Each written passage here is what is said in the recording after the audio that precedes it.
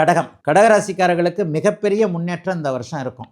உண்மையிலேயே கடகராசிக்காரர்களுக்கு எல்லாம் புலி வருகிறது என்று சொல்லி நிஜமாகவே புலி வந்துருச்சுன்னு சொல்லுவாங்க இல்லையா, அந்த மாதிரி நிஜமாகவே ஓரளவிற்கு அதிர்ஷ்டம் கை கொடுக்கக்கூடிய அருமையான வருஷமாக இந்த வருஷம் இருக்குங்க.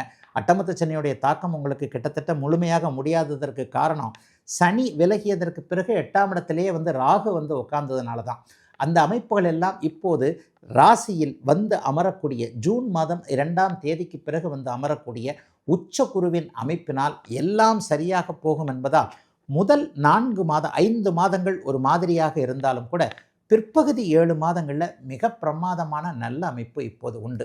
என்னென்னலாம் உங்களுக்கு உங்கள் கையை விட்டு போச்சோ அதெல்லாம் திரும்ப வரக்கூடிய அமைப்பு, தொழில் இல்லாதவங்களுக்கு தொழில் நல்லா இருக்கக்கூடிய அமைப்பு, வேலையை விட்டு போனவர்களுக்கு நல்ல வேலை அமையக்கூடிய அமைப்பு, வியாபாரத்தில் போட்டிகள் பொறாமைகளின் காரணமாக வியாபாரத்தை இழந்தவர்களுக்கு அதன் மூலமான ஒரு ரெக்கவர் கிடைக்கக்கூடிய அமைப்பு, குடும்பத்தில் கூட அமைதி இல்லாமல் இருந்தேன், கடன் தொல்லை என்னால் தாங்கவே முடியல, ஹெல்த் இஷ்யூஸ் அப்படி வந்துருச்சு இப்படி வந்துருச்சு, அதுலேயும் கடகராசிக்கார சகோதரிகள் கடந்த 3 வருடங்களாக சுத்தமாக நல்லா இல்லைன்றதான் உண்மை.